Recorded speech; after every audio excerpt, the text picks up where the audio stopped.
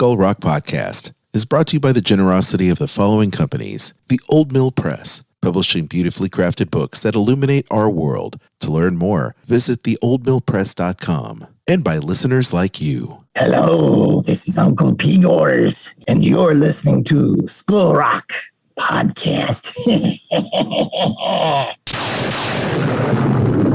Aye, mateys, remember this as the day you sailed with the Skull Rock Podcast. Proceed at your own risk and mark well me words, mateys. Dead men tell no tale. It's our favorite time of the week.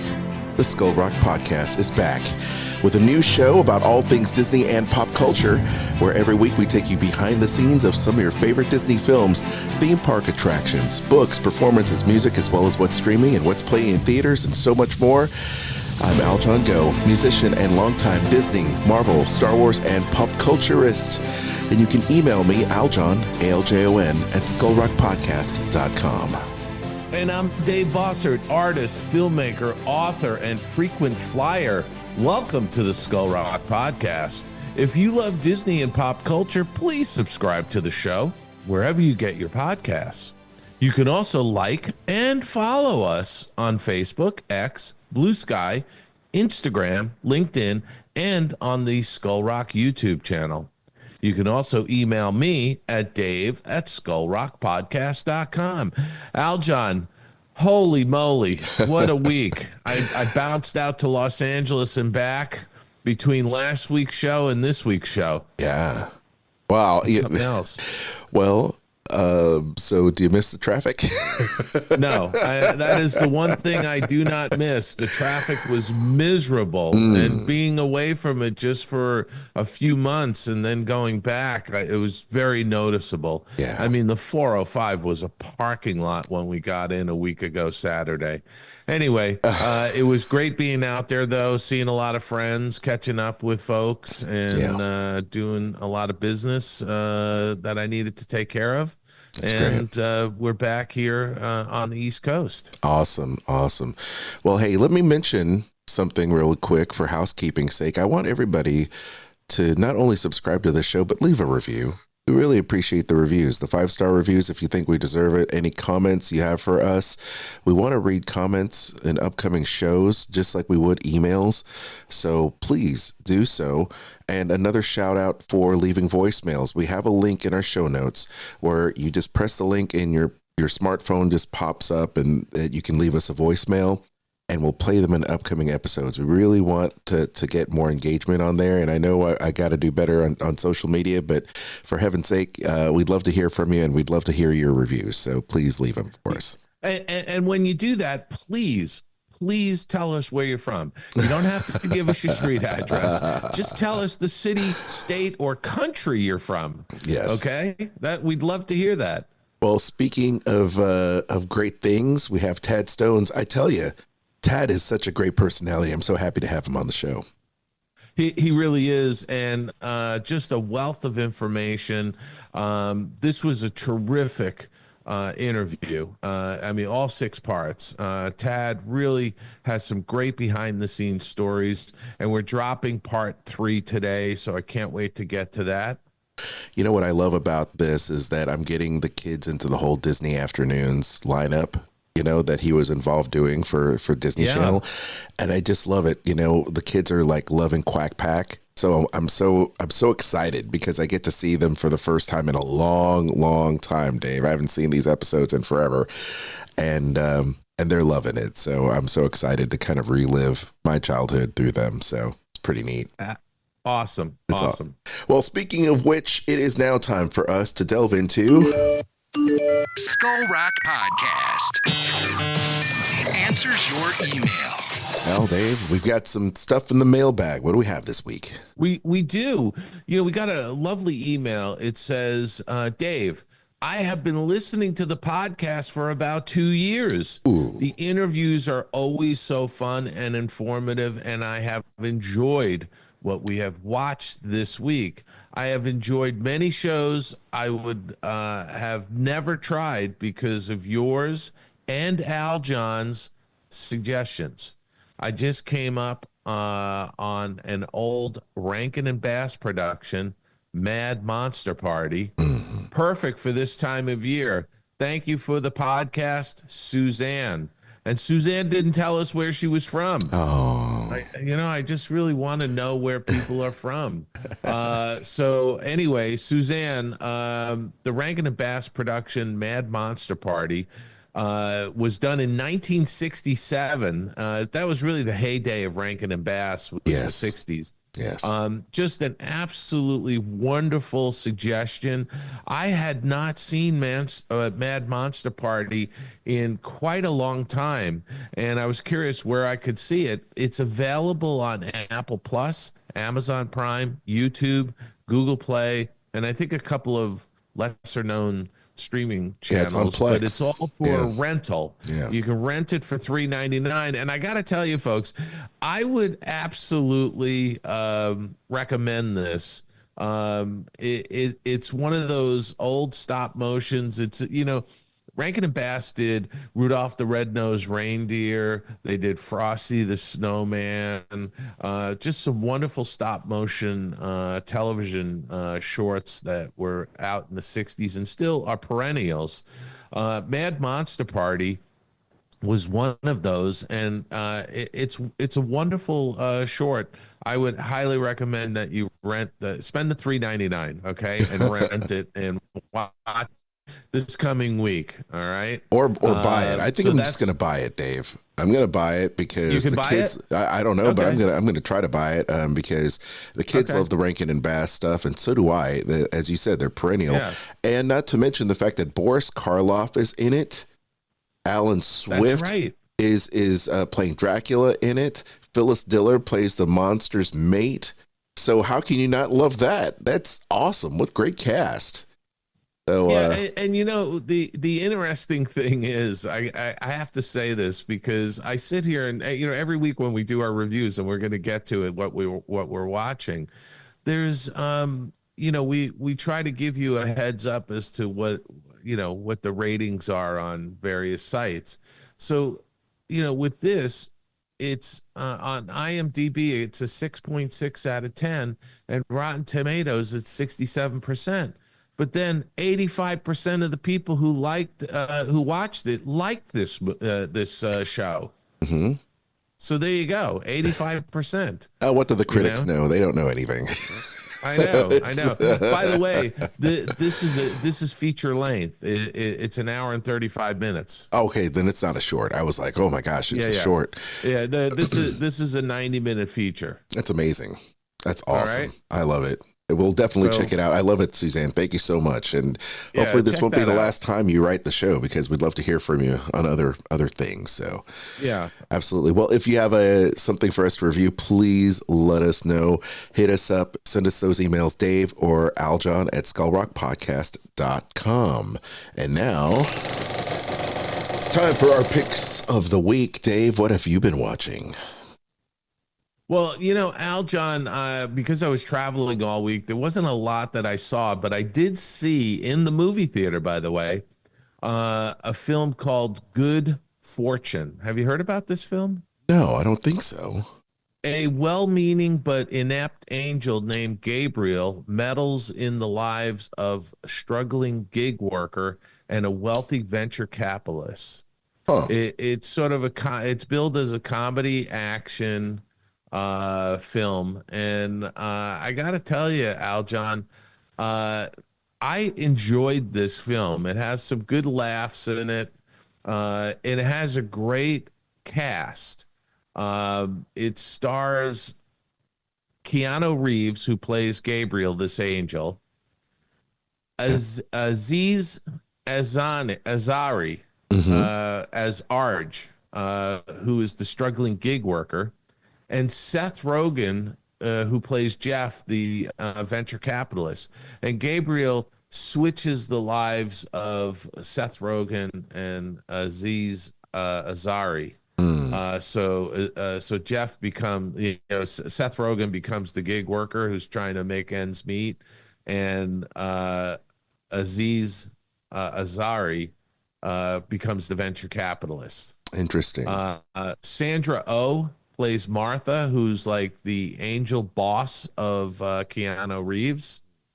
And it's just a very fun movie. The thing I would say about this is you don't need to see this in a movie theater. This is one of those movies you can watch at home when it comes on a streaming service. Nice.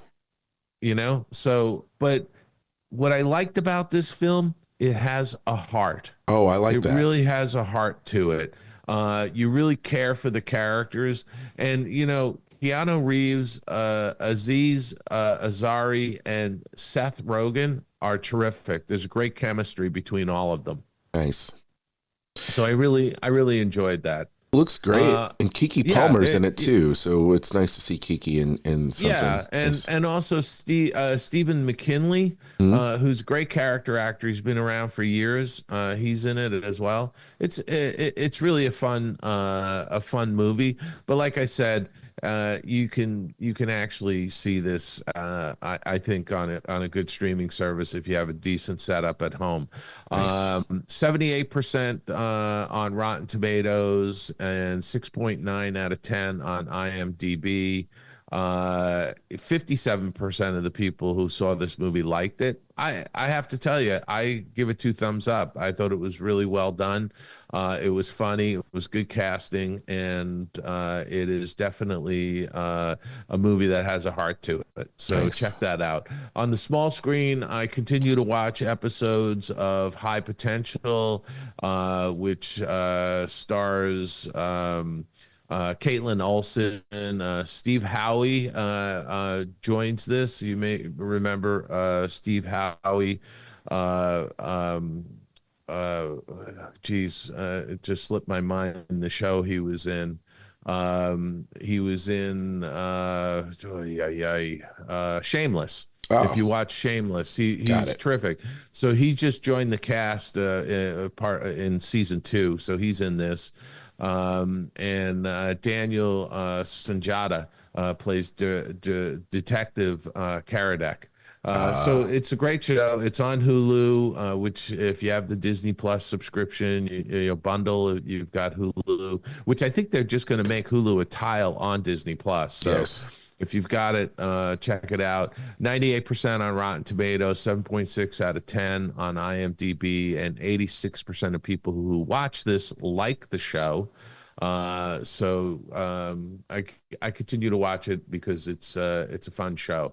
Nice. I also continue to watch Chad Powers, starring Glenn Powell. There you go. This has just a really great cast of people in it. Perry Matfield, Wynn Everett, Frankie Rodriguez, Steve Zahn, who's terrific in everything he's in. It is funny as hell. I can't recommend this highly enough. Check it out on Hulu. It's only a 6-part show. I've watched 5 of the 6 episodes. I'm waiting for the 6th one to drop. It's hysterical. Nice. It really is hysterical. And of course, I want to mention it again. Check out Mad Monster Party. We just talked about it. Suzanne recommended it. I recommend it because I've seen it a number of times over the years.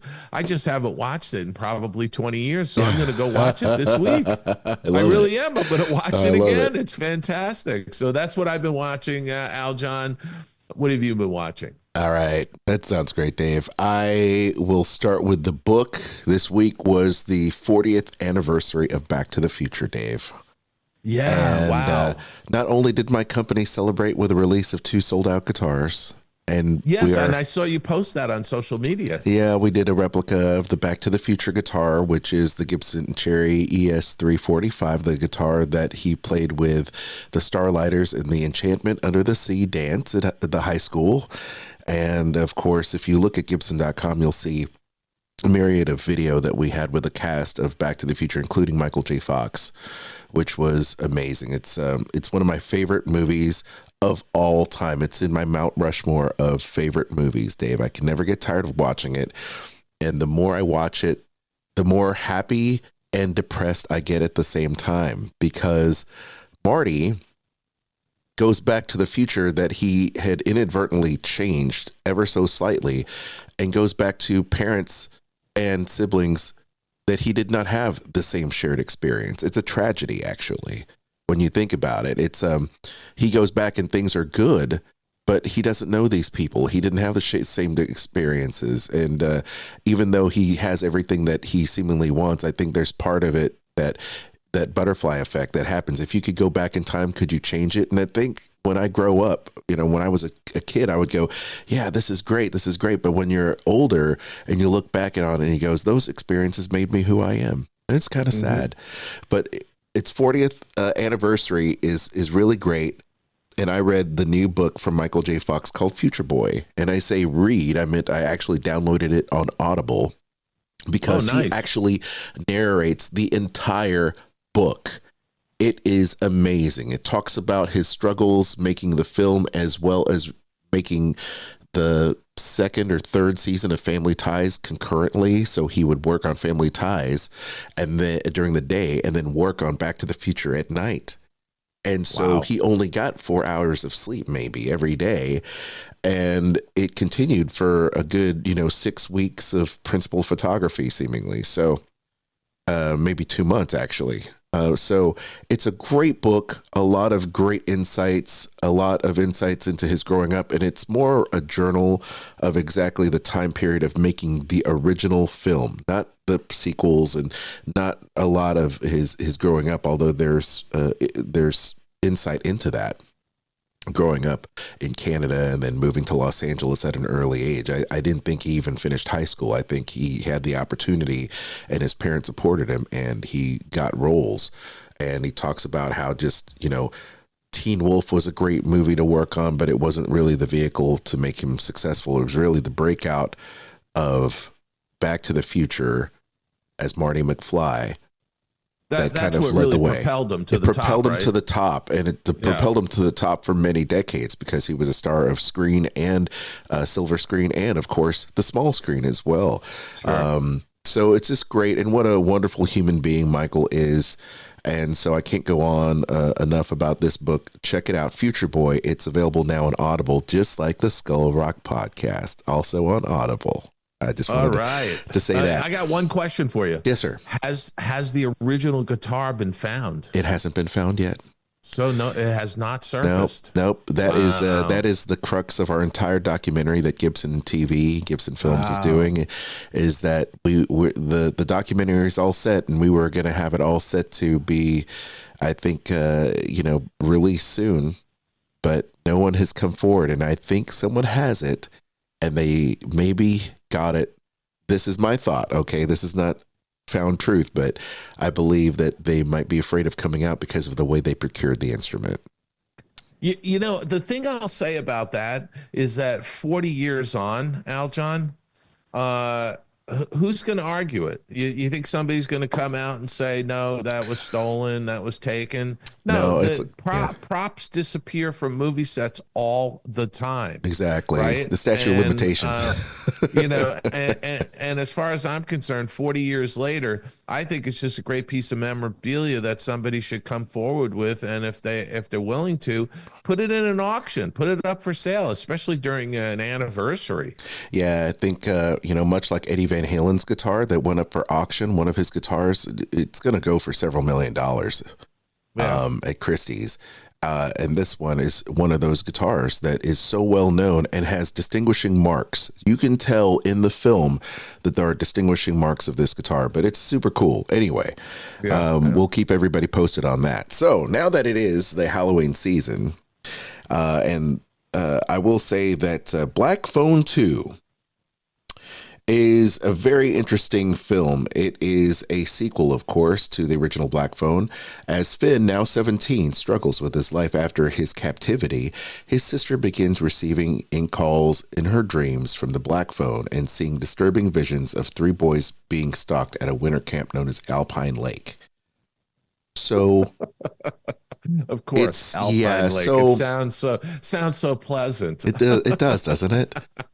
If you take a little bit of The Shining, if you take a little bit of Freddy Krueger and a little bit of Jason Voorhees and put it all in a blender, you have Black Phone 2, which I think has a little bit, and The Shining too, by the way, because you have these visions of the girl from the original that has what I will call the shine, right? She's kind of clairvoyant.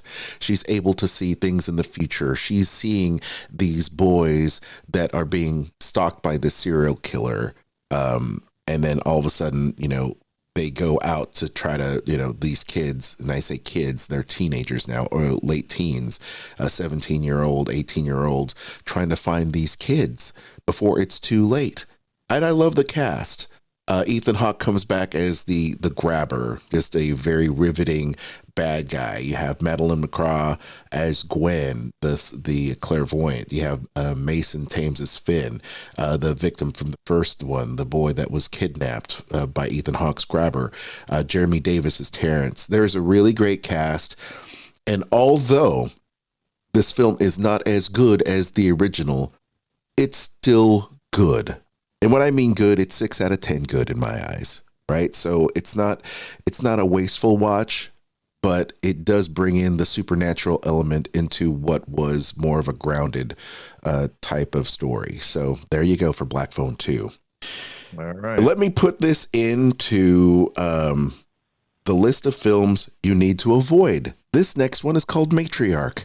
And Matriarch is a body horror film on Hulu, part of Huluween, if you will. And it's afflicted with a mysterious disease. After surviving an overdose, a woman returns to her childhood home to confront her personal demons, but instead discovers a real one.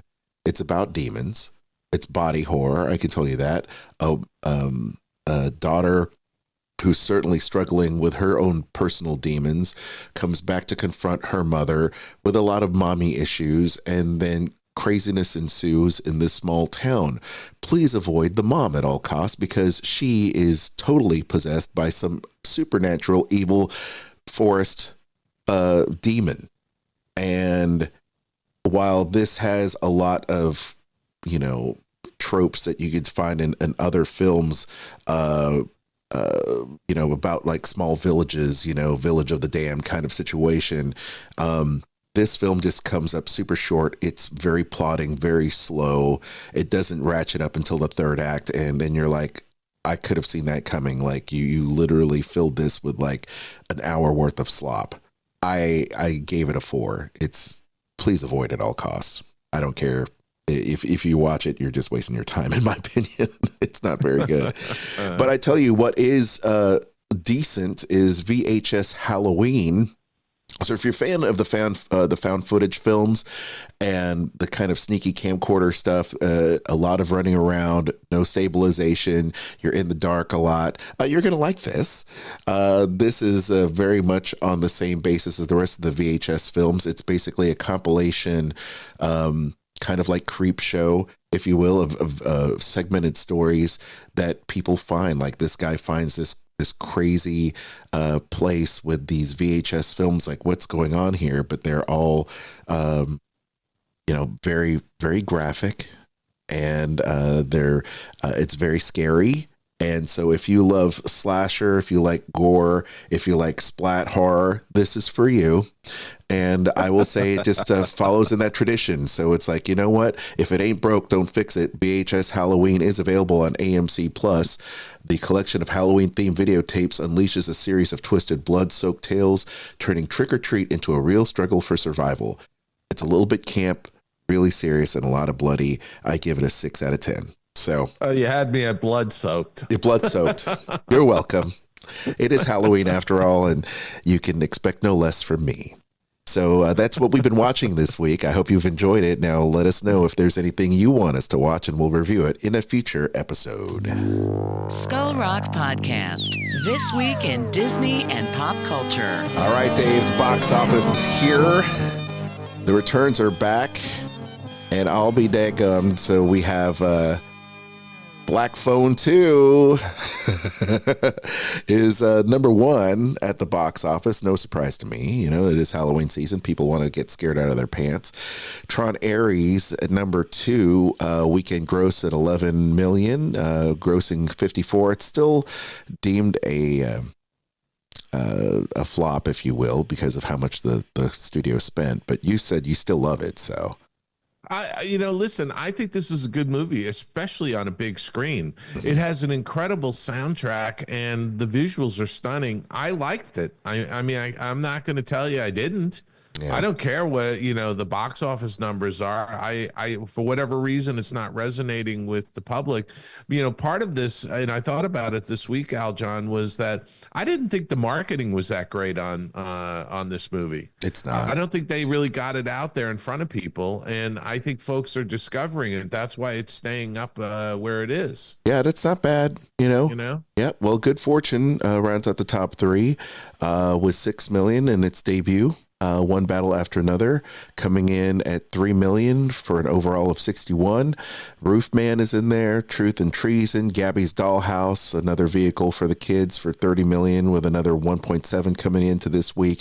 Conjuring the Last Rites eking in a 1.6 with an overall of 175 million with Warner Brothers, and one of the big success stories for the studio this year. After the Hunt and Soul on Fire rounds up the top 10. Demon Slayer at number 11. So it's nearing the end of that run for Demon Slayer, Dave. But how about that? Listen, I'm going to encourage our listeners, go out and see Tron Ares in the theaters before it leaves, because you get the full experience in the theater of this movie, and it's worth seeing on a big screen. So take that with take it or leave it. There you go. Well, here it says box office upset Chainsaw Man eyes 15 million and 17 million win over Colleen Hoover strikes again with Regretting You. Chainsaw Man, this is just another Japanese anime kind of franchise that is just topping box office. Do you think, this is kind of a trend. Do you see this actually continuing, Dave? Do you think Japanese anime and Korean animation is just going to be skyrocketing over this next year? Well, look, I think that, this is one of those, styles of animation that you really have to like. I think this is different storytelling. I don't think the animation is particularly very good in these. It's not terrible, but it's not like classic Disney animation by a long shot. It's a style. So you have to be somebody who enjoys watching this style of animation. I like fuller animation personally. Yeah, absolutely. I dig it. You know what I like? Miami Vice. And it is a show that I grew up watching. It's very stylized, highly stylized, very fashion forward. But do you believe there's room for a reboot, Dave? Because they're doing it. Austin Butler. Look, they're going to reboot everything under the sun. Austin Butler's in talks to star in Miami Vice with Michael B. Jordan. Have you heard about this? This is the Universal feature, of course, adapting the 1980s police series, according to Hollywood Reporter. And Austin Butler's in talks to play Sonny Crockett in Joseph Kosinski's planned adaptation of the NBC hit series from the 80s. Don Johnson originated that role, of course. Michael B. Jordan in talks to play fellow Miami undercover detective Rico Tubbs. That was initially done by Philip Michael Thomas. How classic is that? And I can say, wow, Phil Collins is still alive. He could do In the Air Tonight and do that whole sequence because people love it. I all I can say is that we're in a world where they're just rebooting everything that had been done, 30 years ago. Yeah. It's really kind of sad, the state of the industry, where they're just, the studios are just going into their vaults and saying, well, let's reboot this, let's reboot that. I love it. I can say that. Well, you and I both liked Roadhouse. We liked that Jake Gyllenhaal reboot that they did for Amazon. It was a popcorn, without question, but still, I think there's a lot more in the way of original stories out there, and they're just not willing to give them a chance because of the investment that has to be made. Exactly. I think they're going to greenlit a Knight Rider movie in no time. They've got to do it. There you go. When are they going to reboot the Golden Girls? Soon, probably it's going to be on Hulu. You know, they might as well put it on Hulu. There's something for you, Jennifer. Otherwise, AI is going to do it for everybody, and that's a whole other ball of wax, right? There Dave? you go. Jennifer Coolidge. Nicole Scherzinger joined Rebel Wilson's girl group. Wilson is writing, directing, producing, and starring in a movie. And you would think Jennifer Coolidge, hello, Jennifer Coolidge here, and singer-actress Nicole Scherzinger have joined the cast of the girl group, a comedy now in production that Wilson is writing, directing, and this looks very interesting. In the movie, Wilson plays a pop diva who's been kicked out of her own girl group's reunion tour and slapped with a sentence of court-ordered community service. She seizes this to stage a comeback by coaching a group of misfit teen girls for a major record label audition. Okay, I guess, Nicole Scherzinger knows a lot about that. So it'll be interesting to see what happens there. Girl group is coming out later next year. So let's take a look at this, Dave. Have you seen this Imagineering bringing Pixar icon and story living to Disney community? We talked a little bit about this at Catino, which is the story living Disney community in Rancho Mirage, California. We talked about this maybe a couple of years ago. You remember that? Yeah, absolutely. You see these pictures? It looks amazing. They really brought the Incredibles house to life in this with this kind of mid-century modern, which Dave, you wrote so much about in your Ken Weber book. It looks really amazing. Everything from the artwork to the shelving, all the furniture that I absolutely adore, the floating shelves, everything about it looks great. And you could read more about it in the Disney Parks blog. Dave, what do you think about all these different things that are here for people to look at? I think this kind of stuff is fantastic because they're designing an entire community with a design thread, hey, more power to them. And they're charging an arm and a leg. They certainly are. Once again, when Artisan Club members visit the Parr House, they feel as if they're stepping into the world of the Incredibles, from the impressive rockwork fireplace to the classic yellow laminate of the kitchen cabinets. Imagineers used inspiration from the animated home while still designing a fully functional space for members to enjoy. It looks really cool. So awesome. Good on them. Yeah, no, I think this is totally fun, and it's a choice. I mean, they're giving people a choice as to, do you want to buy a house in this community, with this kind of architecture? I think it's fantastic. I don't know if I would spend the amount of money they're asking for some of this stuff.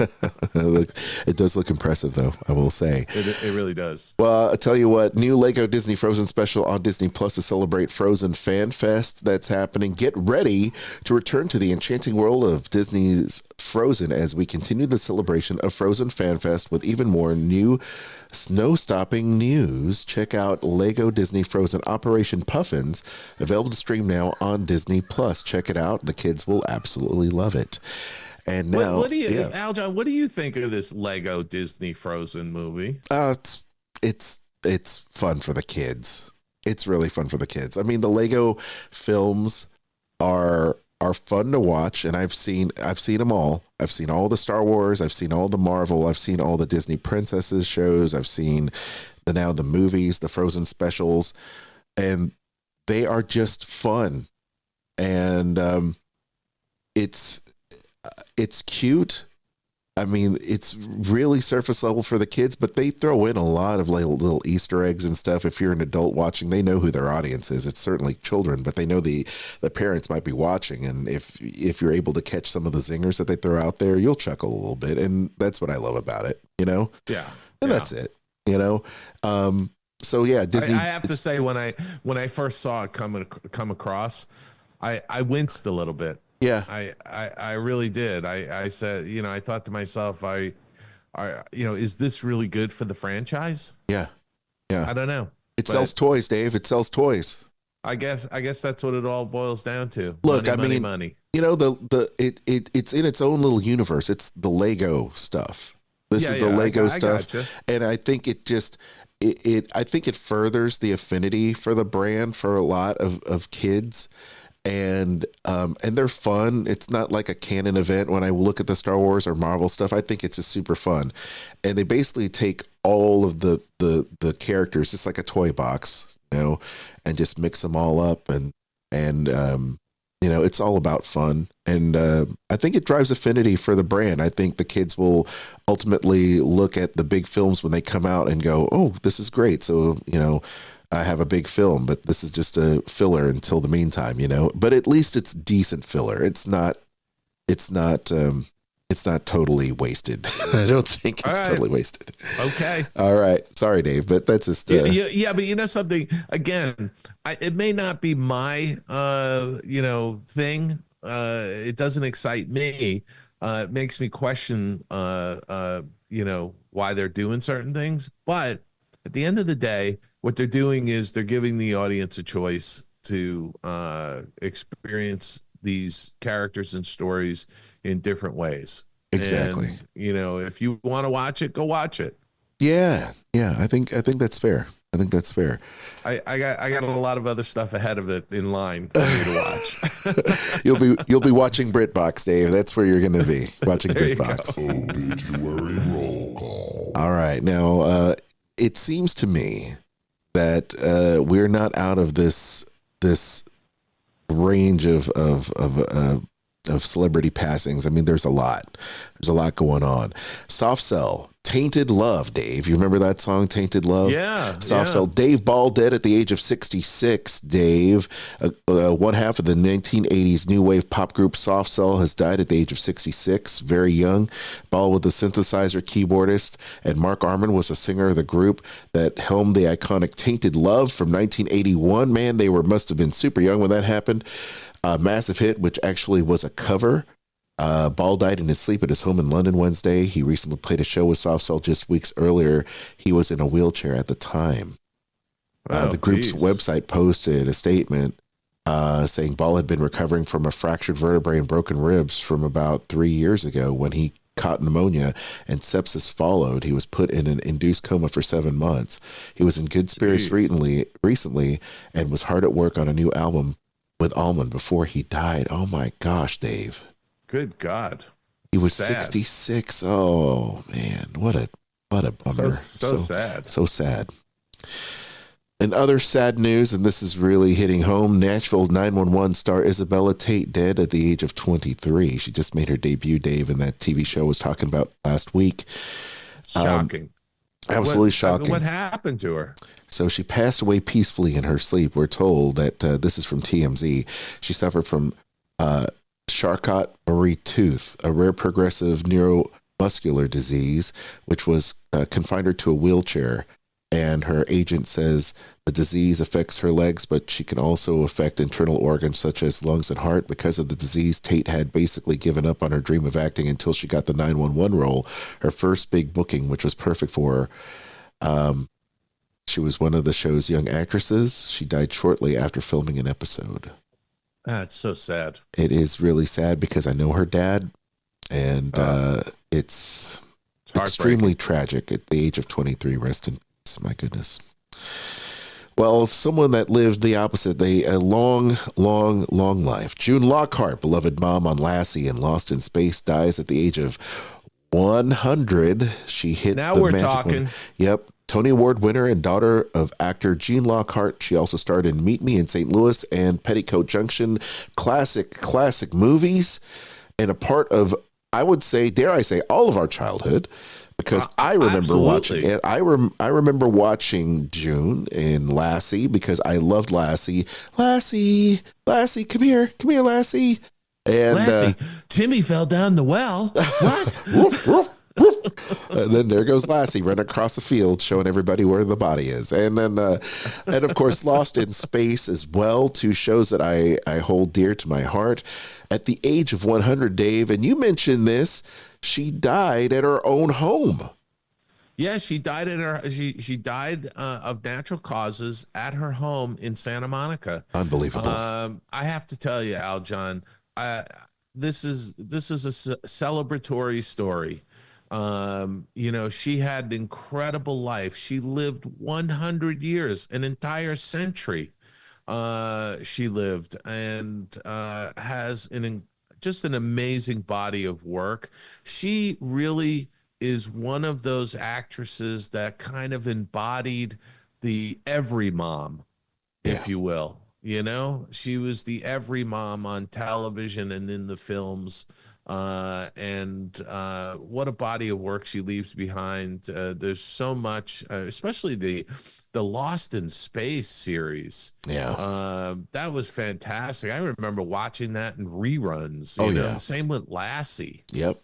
Everybody did. Those were perennial favorites on the independent television stations all over the country.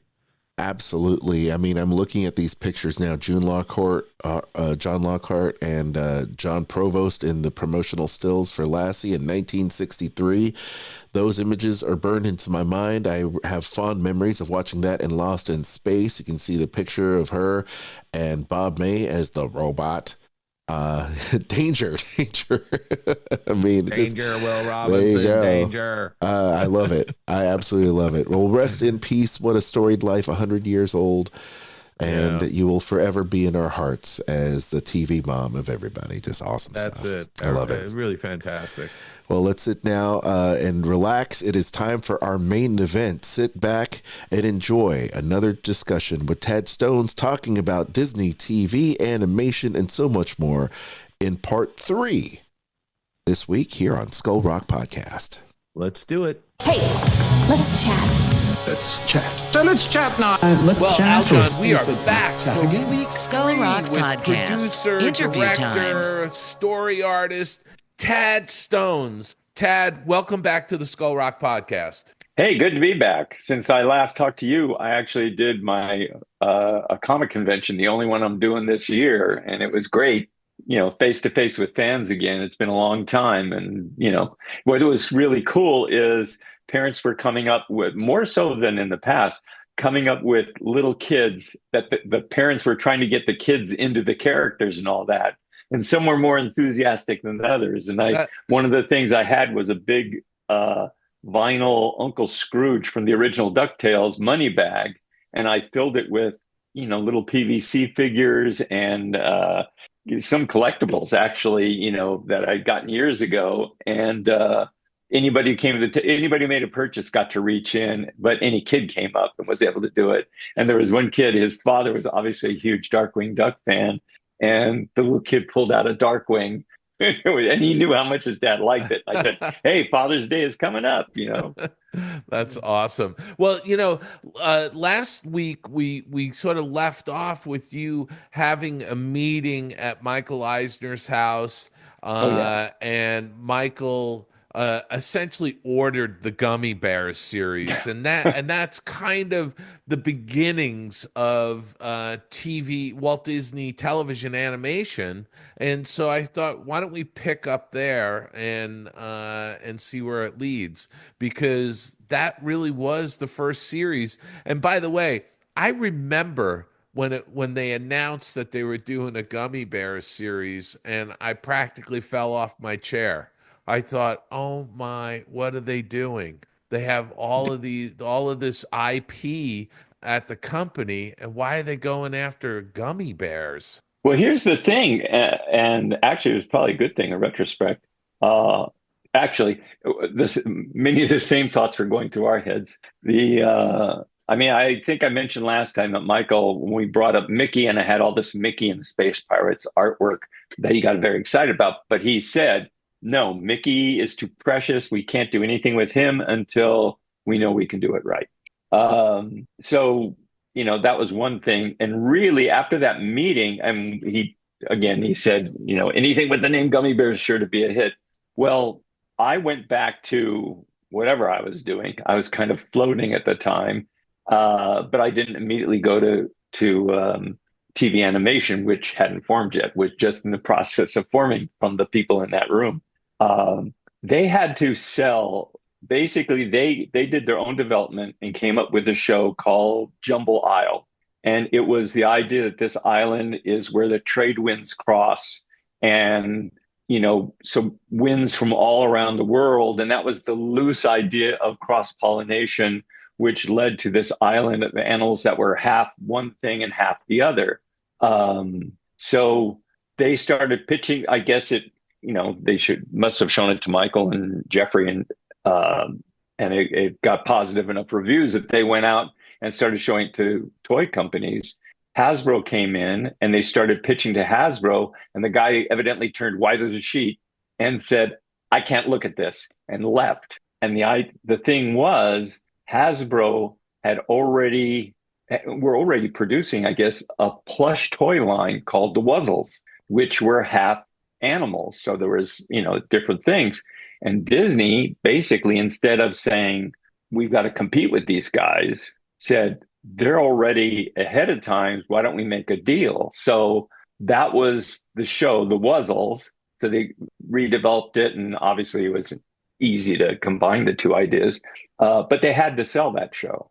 And then they were told by Michael and Jeffrey, and probably Rich Frank too at the time, you can't just go with one show. You have to have another show to pitch, because what if they don't like it right off the bat? Are you just going to talk about the weather and walk out with nothing? And so they went back knowing they had to come up with another show. And that's when I guess they remembered, oh yeah, that Gummi Bears idea. And again, I wasn't there for this. I was the other part of the company. And I guess the first development was very much like a Candyland game. I think the villain was called Licorice Whip, to the silly enough extent that if you're old enough or have seen enough reruns of He-Man used to end with a moral. That was in the age of, parent groups having a big influence on network programming and even non-network programming. So they always told the moral of the story to justify all the swordplay and all of that.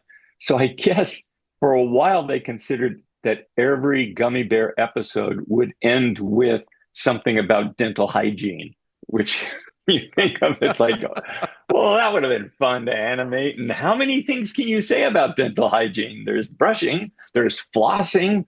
Yeah, okay, right. Start with this tooth and then go here. And here's a little song. I don't know what they would have done. Anyhow, I don't know how far that got along or whether they floated the idea or not. But finally, Art Vitello was hired, and who was a great animation guy, mostly self-taught, and artwork with Jim Magon. And finally, they kind of looked to inspiration from Asterix and Obelix, among other European cartoons, which Art knew all about the comics over there. And Gummi Bears is originated, I think, in Germany. Well, yeah, the candy did. Yeah. Yes. Anyway, they kind of said, oh, the idea of a potion giving you special abilities, we kind of like that. But more than that, it was just an overall sense of fantasy and big adventures and all that. And they threw out the candy idea, kept the name, and said, what if gummies or gummy berries, something they drank or ate, gave them what turned out to be bouncing abilities. Unless you were human, then it became strong. So they developed this, fantasy show.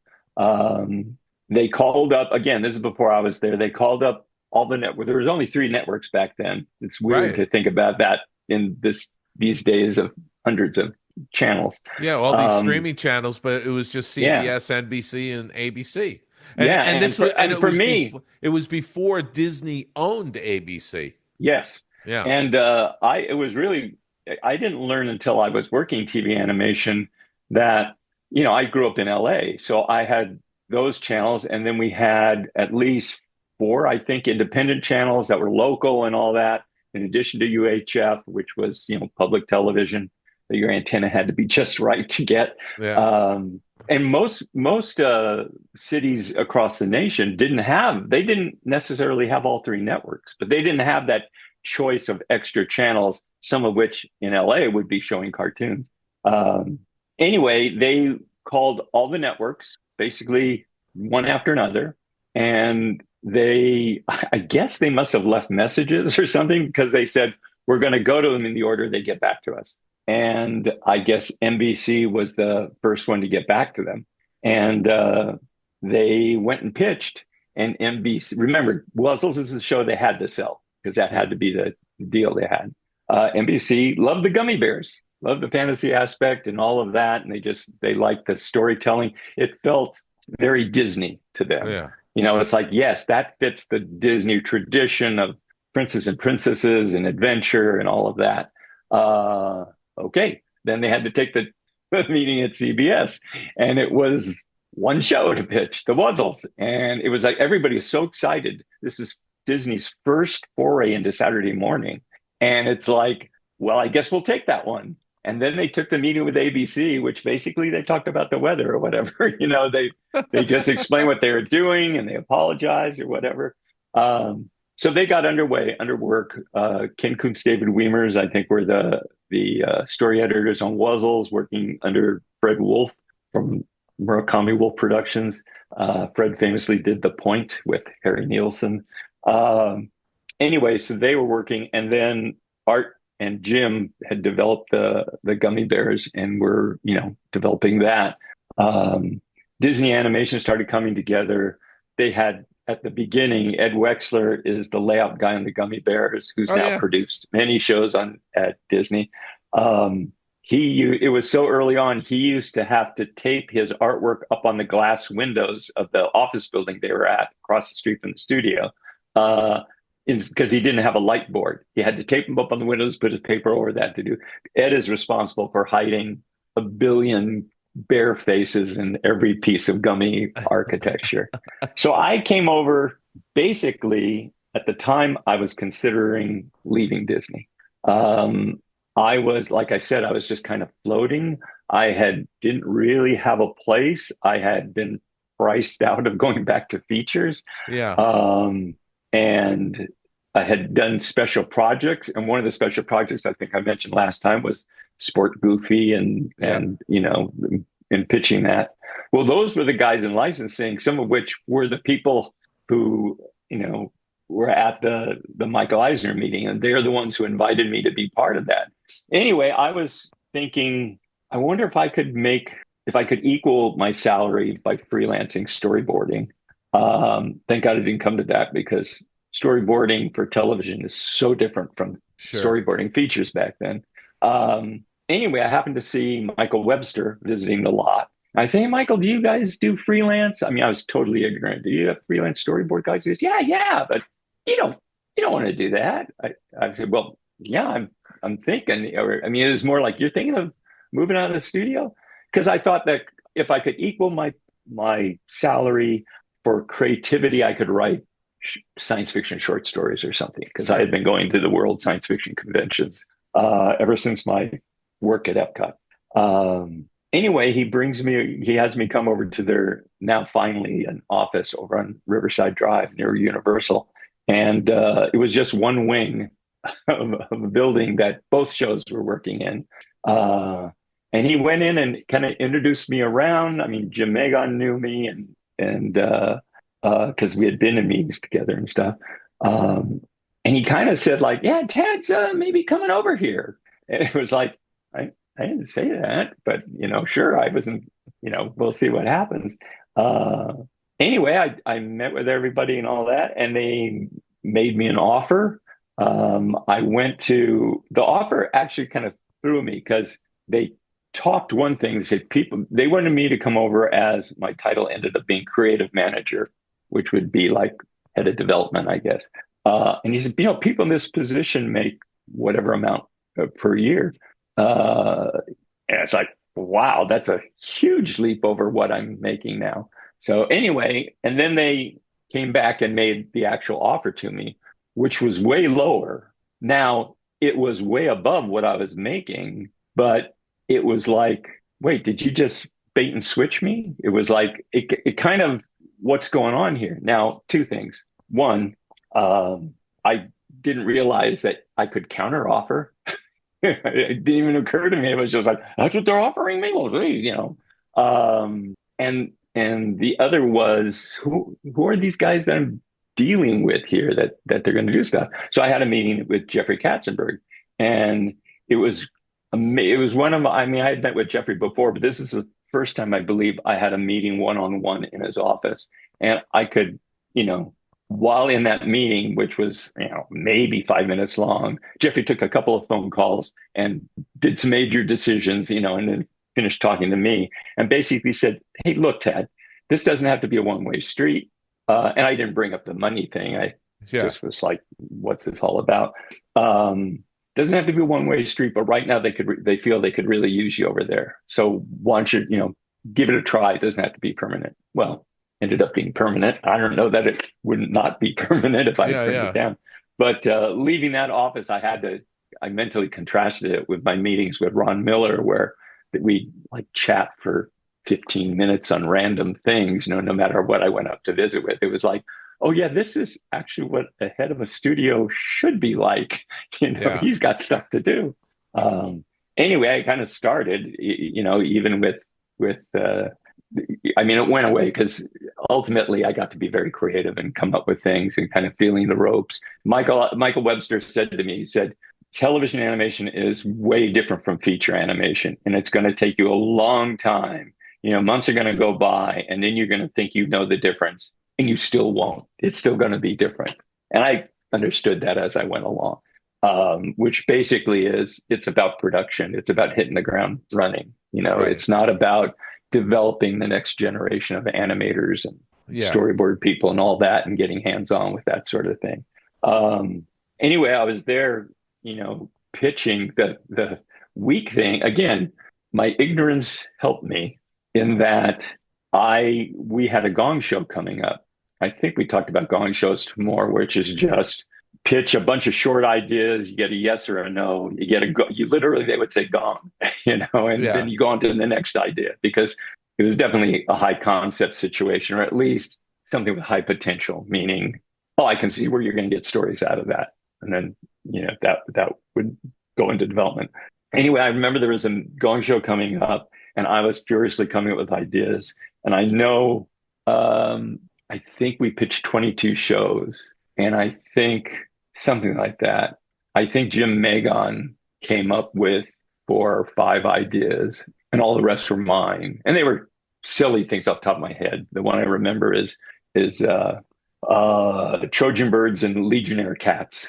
And it was just the idea of kind of a Roadrunner Coyote cartoon, except the Trojan birds lived in, think of an Ewok village of all of these giant trees, and the Trojan cats were constantly trying to attack or sneak in or whatever. Yeah. Thank God that didn't go, because would have run out of ideas show 2.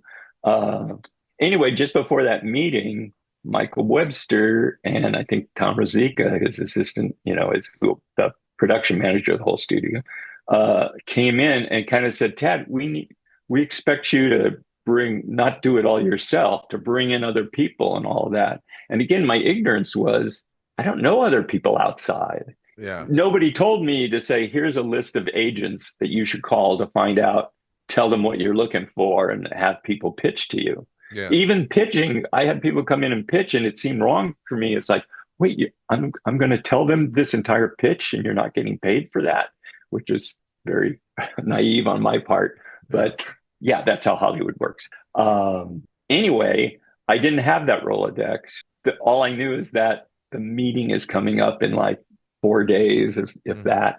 So I finished up my things, and we pitched them.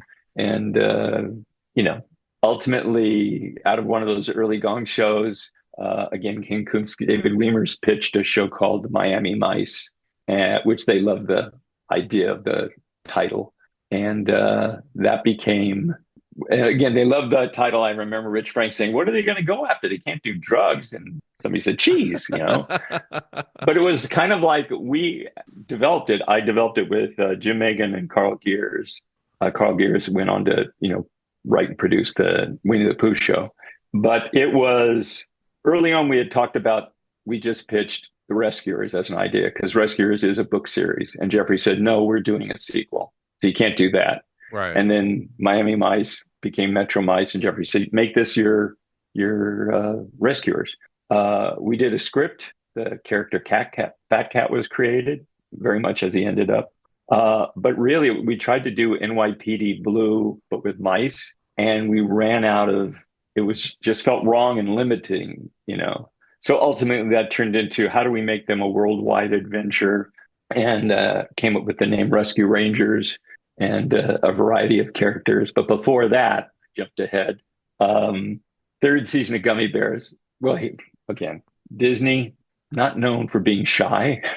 Remember, they're the ones that expected me to be able to sell Epcot documentaries in the middle of the new fall season Right. to a network, and were shut down because they thought how things were backward walled.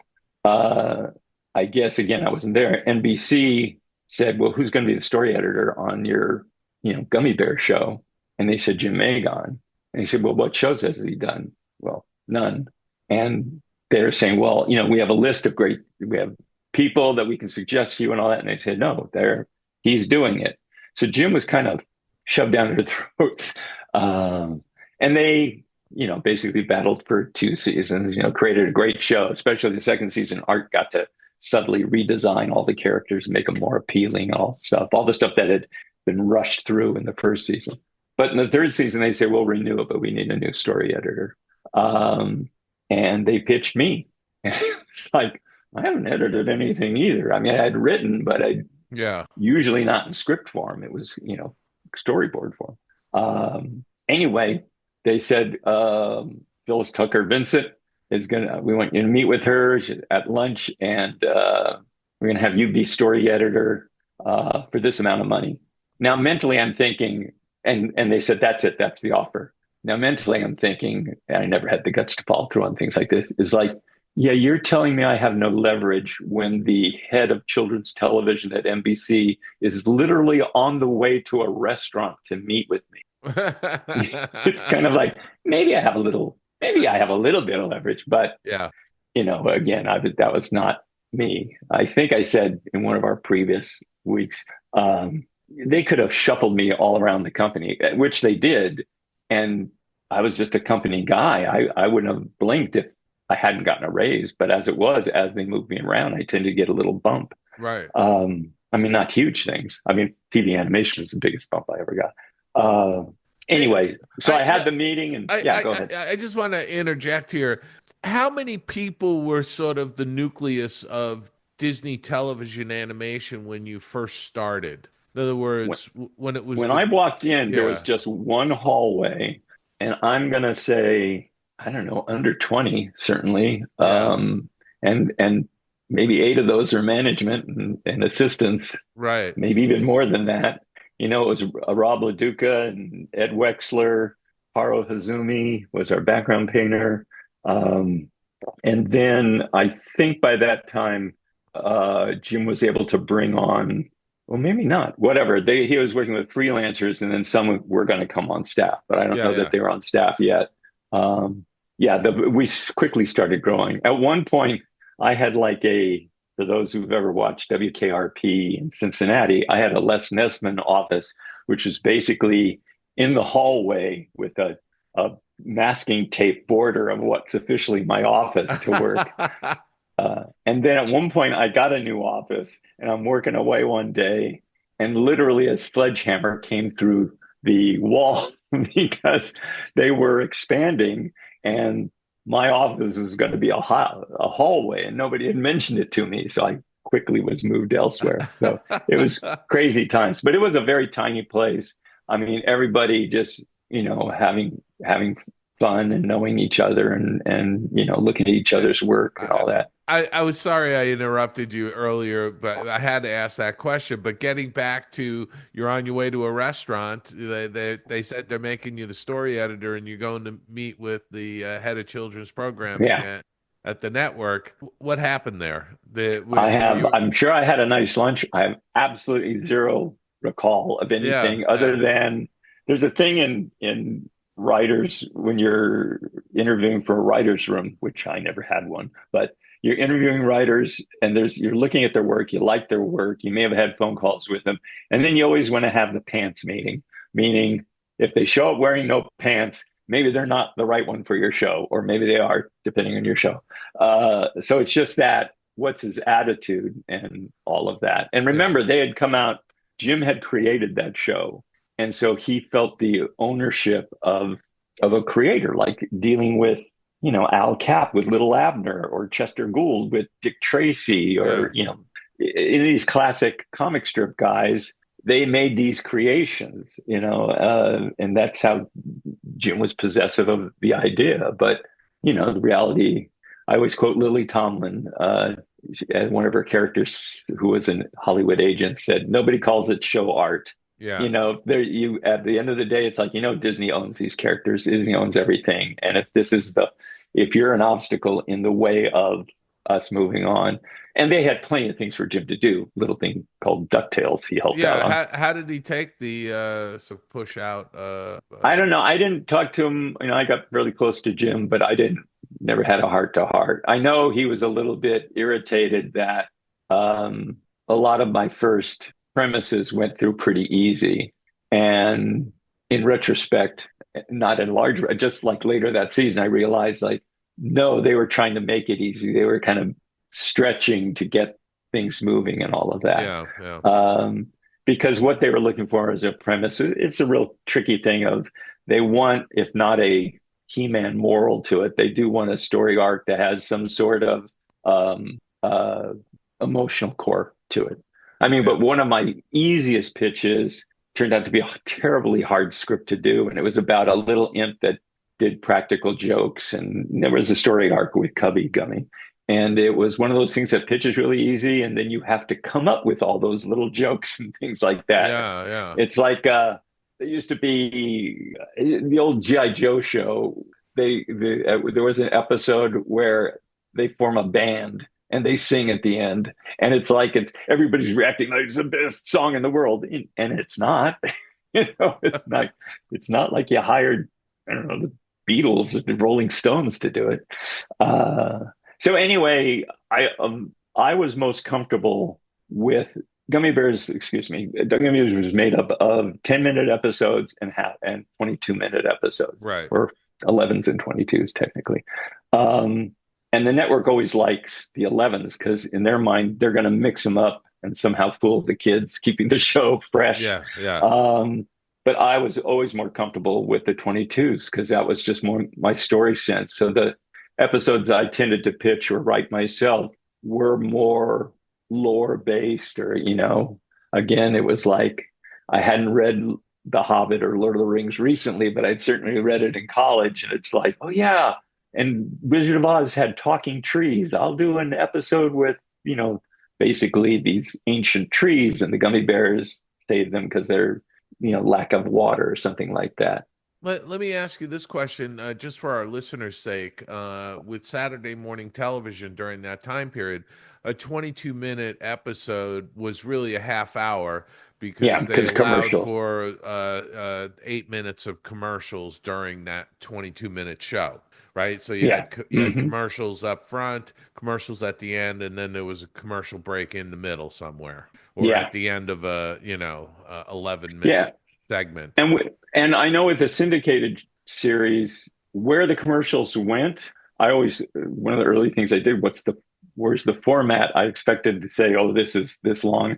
But I don't know if it was true of Gummi Bears, but certainly in syndication, I always divided up like commercials at 10 minutes and then 5 and 5, because my feeling is I want an uninterrupted 10 minutes to hook the viewer into my story. And then I can use that commercial interruption, as a cliffhanger, twice until the big finish. So I was learning on the go and stuff like that. They paired me with Alan Zaslav, who is a veteran from Warner Brothers and UPA, worked on Mr. Magoo and Gerald McBoing Boing, I think. And I think he had some connection with Termite Terrace as a coffee boy or something like that. Wow. Not 100% sure, but he knew those guys and everything. Yeah. And then he became my producing partner on, my early shows, in fact. So that was, jumping into Gummi Bears. I did, the one season, and Jim went into development, and I moved on. Gummi Bears sometimes was rocky, sometimes okay, but like I say, I was very comfortable with the 22-minute ones, and they felt more like lore to me. I rewrote Jim had created the show and written the Bible. I rewrote it, basically building what Jim had, just purely for story reasons. So I'd put in things like Dunwin, which was the castle that was at the heart of the Gummi Bear story. I put it on a trade route as an excuse to bring in people from the other side of the world, like Marco Polo or Asian characters or whatever. Not that I had specific ideas, but it's just like these will be fresh story possibilities. So when they went to syndication to be part of the Disney Afternoon, the guys used that as an excuse to build on it, and made their lives a little bit easier. How long did the Gummi Bears run for? Well, they did 3 seasons on NBC. I don't think they went for another season. I don't think I did a fourth. I've always said 3 seasons. And how many episodes? That would have been at least 13, 10, and 10, if not more. And then for syndication, we needed 65 episodes, basically 13 weeks of 5 episodes each week. So basically, Rich Fogel and Mark Seidenberg were the story editors in charge of building on what was there and filling out those 65. And those early shows had certainly less continuity than Darkwing Duck ever had. But they built, it wasn't like modern shows where they'll map a story arc for the entire season, perhaps. Right. It was more like, no, you were supposed, especially at network, they wanted you to be able to mix things up, mix up the order, and move newer shows in between older shows and all of that.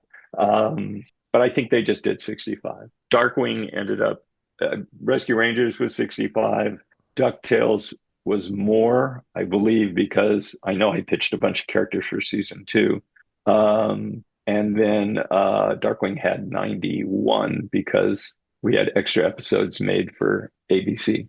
Yeah, I had always thought that, once they got up to 90 or 100 episodes, they usually ended it because then they had plenty for syndication. No, actually, way less than that. The business design was, and people say, why did they cancel it? It was purely a business decision that 65 episodes was seen as the amount you need to rerun it forever. So it wasn't like SpongeBob, if it's popular, let's just keep turning them out. Or the Simpsons. That wasn't the mentality. Or the Simpsons. Obviously Simpsons. Yeah.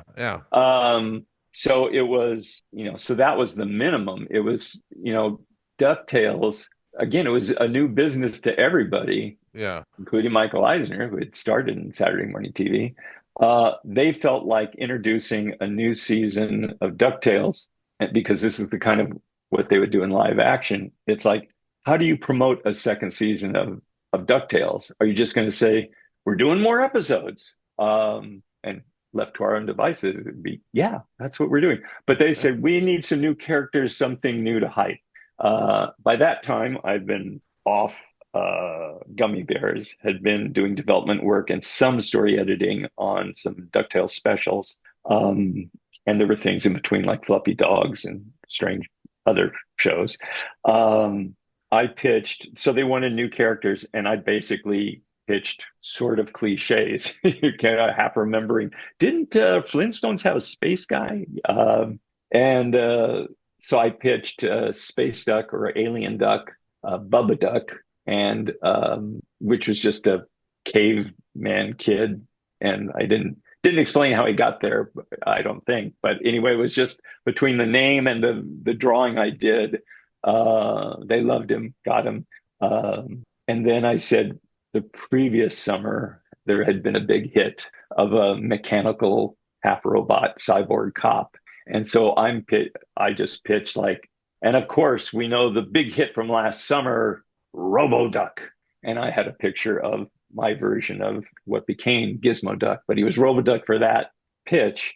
And I remember I named him Fenton Crackshell and just said, he's got this robot suit. It didn't have to go much more than that. And they bought it, didn't need the details. Now, again, Ken Kuntz, David Wiemers, who were pivotal to the beginning of DuckTales. And then they were some of the story editors on they remained story editors on DuckTales, along with the other guys. They really fleshed out the character and had him living with his mother. And I take no credit for that. And somebody made the decision to call him Gizmo Duck, maybe fearing legal repercussions or something. but I think it's a much better name. But that does explain why, because it was on my original drawing, Gizmo Duck, through all of DuckTales, had an R on his chest instead of a G. And it's like, wait, nobody told the art department? So, That is great. Did anybody ever say anything about that? not that I know of. The DuckTales 2017 reboot was very smart. They kind of did the same design, but shifted it to be more of a G. So anyway, that was Alien. Obviously, Alien Duck did not go, and the other two were all they needed. So DuckTales must have had more than 65. Yeah. And when you're sort of at the beginnings of a division like that, because it eventually became huge. Oh, DuckTales? No, Almost immediately. Not just DuckTales. I'm talking about the whole Disney television animation division. Because went they from had to. a handful of people to a huge division that was working on multiple shows. Yeah, the really nice thing early on was they would keep people on staff. They would their philosophy was, let's find the best people we can, and if they're working out, let's put them under a term contract. And that went for storyboard people, not just writers. And by having people on term contracts, meaning, I don't know, you have a 5-year contract, it's at least 2 years, then we have an option for a third year and a fourth, however they make the deal. And all your raises or whatever had to be negotiated ahead of time. Well, it was a huge amount of security for the artists. I don't know that they had the pay bumps in there or whether they were just minimal things, but it's like you knew you had a job for that amount of time, as opposed to now you're hired for a show. The other great thing creatively for the division is basically Disney kind of owns you in your brain for that length of time. So you could call in, as long as production schedules allowed, you could call in other people to help brainstorm or to give a fresh eye. And that notably I did with Darkwing, and Greg did with Gargoyles. And those meetings actually made huge changes to those two shows just by getting some new input. But in the same meeting I pitched RoboDuck is when Jim and I pitched Rescue Rangers. Yeah. There were no chipmunks in Rescue Rangers. It was, we had started a continuous line from, why don't we do Rescuers? No, we're doing a sequel. You can't do that. Oh, Miami Mice. Hey, make that your Rescuers. Metro Mice to limiting. It has to be something else. Okay, here's this Rescue Rangers group of these odd group of animals, led by Kit Colby. So maybe it's going to be called Kit Colby and the Rescue Rangers. That's what we pitched. And they really liked the show. They had no feeling for Kit Colby, the lead character. And they even, and I said kind of stupidly, as many of my things in my career has been, so maybe I didn't really pitch him right. And, that you maybe have to kind of see how we would play him out. I think he was kind of more of the idea of a straighter man surrounded by crazy, kind of like that Bob Newhart show type template. Whatever they said, no, Tad, we got those two characters, pointing to where I had held up the pitch art for RoboDuck and Bubba Duck. We got those in 2 sentences. And I remember Jeffrey saying, like, we like the show. This is a great show. It's just not a home run yet. Next part of the meeting, and Jim and I have 2 different memories of this meeting. His is more complimentary to the two of us, because what we started talking about was DuckTales was this great looking show, going to be a huge hit, or it was already a huge hit.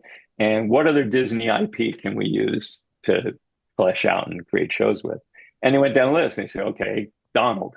Well, Donald's kind of in DuckTales. He's really hard to animate because remember, the head guys are all thinking traditional Disney animation. Well, Donald used to waddle, and it was just not that they had carried that into DuckTales, but that was kind of this mindset they had. It was that whole thing of being precious. They got to Goofy and they said, definitely we'll do Goofy. We just said the words Goofy because he had been in cartoons where he was the everyman. So he was ripe for the picking. He could be a detective. He could be all sorts of things. And all those things were developed. Now, Jim's memory is that as soon as we started going down the list, he said, Tad and I looked at each other. It's like, oh, like we knew what was coming and we knew what would work. My memory is I was complete. That part of the meeting was over, and I was just going down the list that I had typed up, of going through the characters, and got to Mickey. Of course, we'd already discussed Pluto. Weren't going to do a show about the dog, and we said Chip and Dale, and it was Michael Eisner who said, "Put those chipmunks in that show," and Jeffrey said, "Home run," Wow. and that changed the development because instead of having one lead, you can only have X many people in a group. Ideally, like 5 is enough Sure. to service everybody. Right. And that, started the new show. Then the next thing that happened is Gary Kreisel, the head of our division, said, because Jim and I were the 2 head development people that we basically go back and forth with, he said, I can't have you both on the show. Somebody has to develop. And so he said, Tad, you're going to do the show. And Jim, you did development. Jim is the one who gave notes on the show, driving me crazy until I was taken off the show finally. And the show we're talking about is Rescue Ranger. Yeah, Chip and Dale's Rescue Ranger. With Chip and Dale. Yeah. Yeah. So again, we jettisoned characters. They used to fly around on a nearsighted eagle, and it was like, when you think of it, it was an easy cut because, well, once he takes you somewhere, he's too big to go on the adventure. What does he do? It was like a one-shot gag, and it made more sense to have Gadget, who was in from the very beginning. She creates the plane that they're going to get around on and all the other inventions. And that show was a lot of fun to develop. It was terrible in terms of schedule. It was just me and story editor Bryce Malik, and we had 3 units to produce for. And normally, again, I was ignorant. It didn't occur to me, but you should not only have 1 story editor per production unit, you should really have at least 1 more just to keep things going and all that. Yeah. But it was like, if I was stupid enough to think I could just do it with me and this other guy, they weren't going to speak up and say, Tad, are you sure? Anyway, it killed me in that. I was telling people at this convention, I said, yeah, my day off was Sundays when I only went into the office for 4 hours. Oh, Saturday was an 8-hour day, and all the other days were like 12, 13, 14 hours. Yeah, that goes back to the old joke about Jeffrey. If you're not coming in on Saturday, don't bother coming in on Sunday. Exactly, yeah. Right? That was very true. I want to talk just for a moment before we move on, but the production of a television show, a Saturday morning show, you're basically writing the scripts and you're laying out the animation, doing background keys, but you're having most of the production work done overseas, right? Well, it's like doing a show by remote control in that every design choice and story choice was made by us.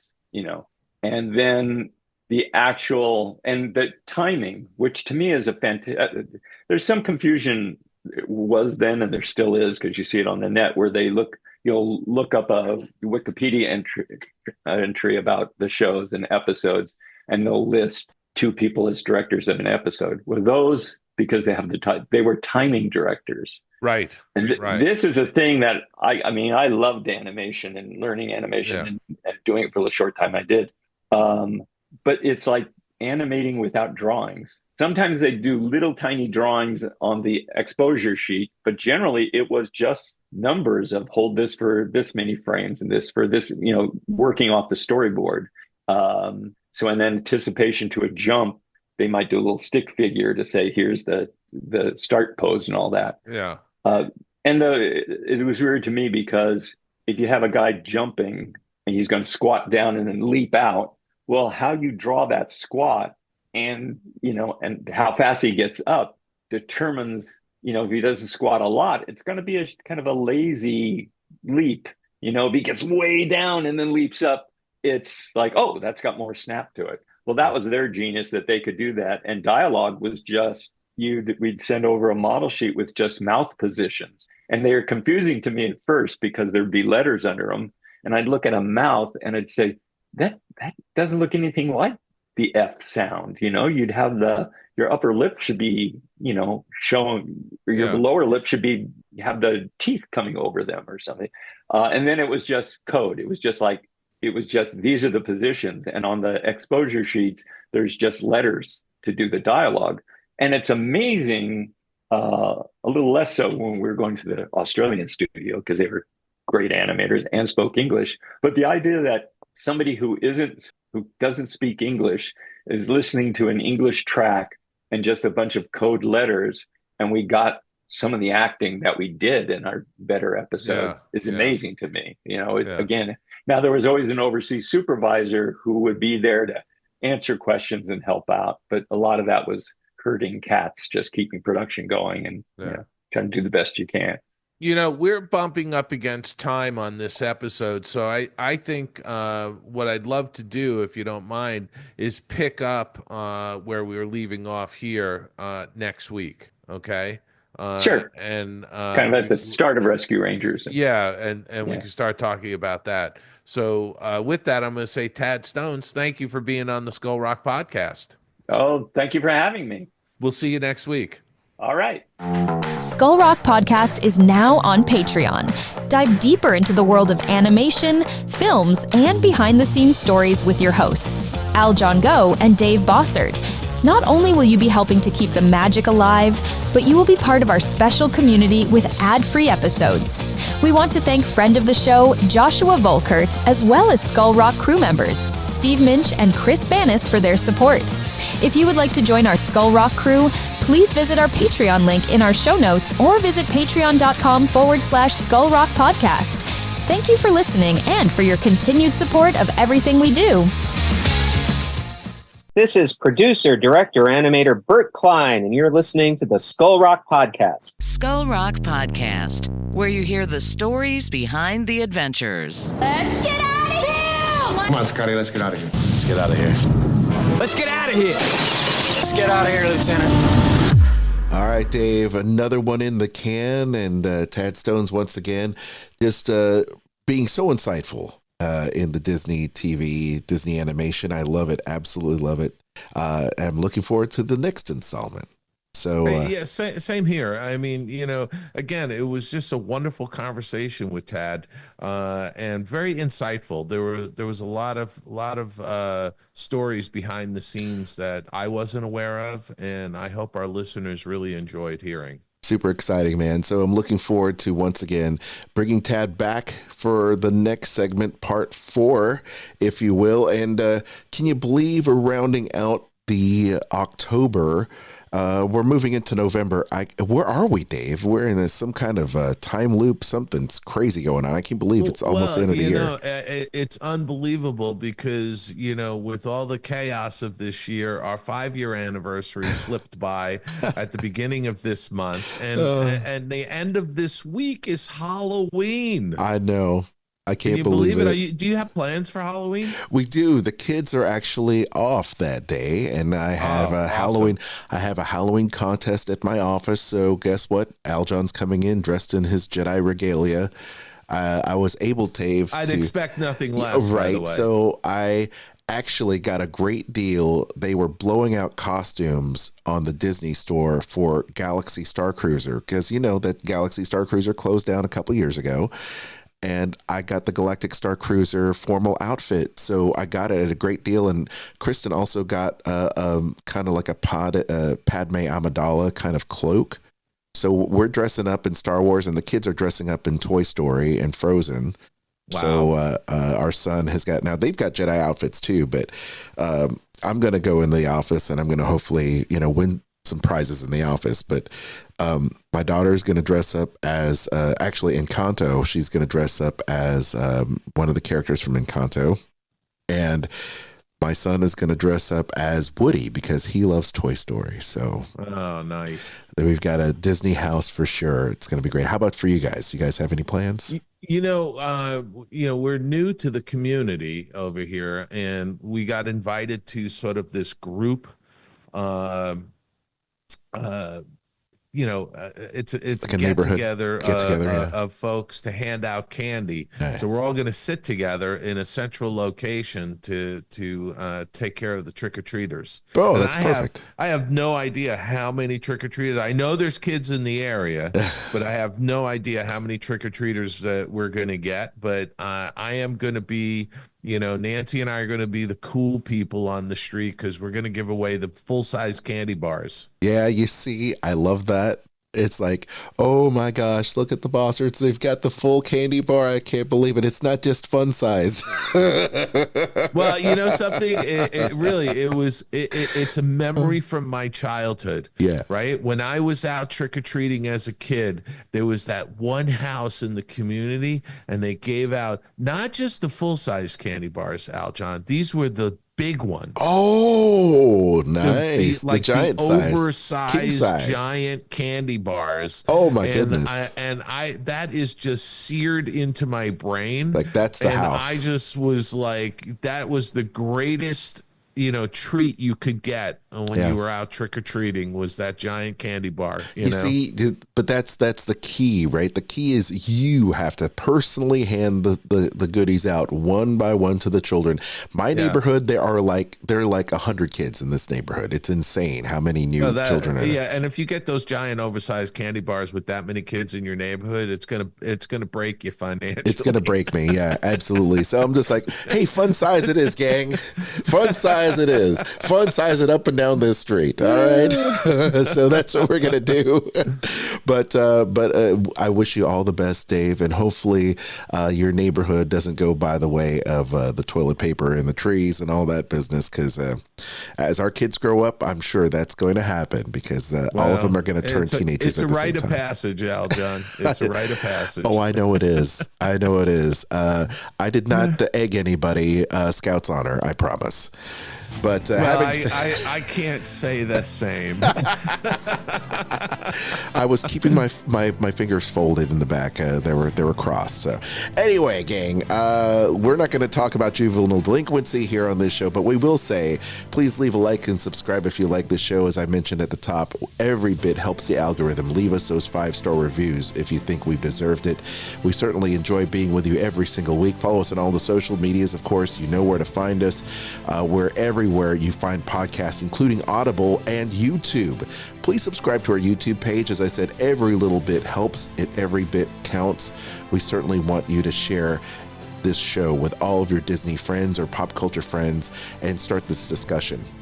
We're also have got our community there on Facebook as well. Check out Skull Rock Podcast and join the discussion. We're also on Patreon, and there's links to it as well, and you get these shows. I need to upload some shows because I haven't been able to log in our Patreon. It's been really weird, but when it's not being weird, you'll be able to get these ad-free shows you can revisit and check out ad-free there at our Patreon, and you can become a Skull Rock Podcast crew member.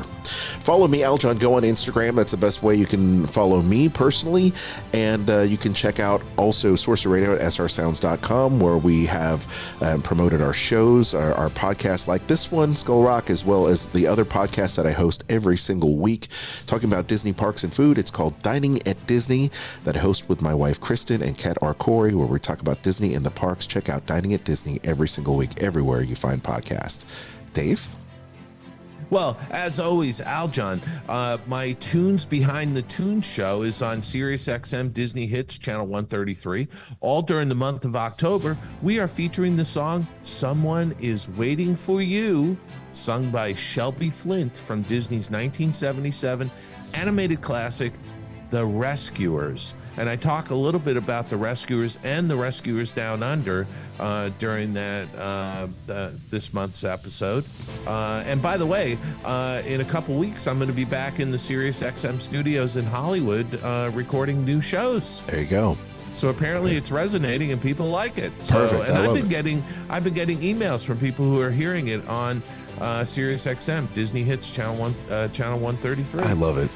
Yeah, it's fantastic. As always, you can get signed copies of my books at theoldmillpress.com, including my latest book, Find Your Happy Place, the 8-Step Guide to Boosting Your Creativity Through a Personal Retreat, winner of a gold medal from the Fire Book Awards and a distinguished favorite at the New York Big Book Awards 2025. Love it. Essentially second place, but I'll take it. I like it.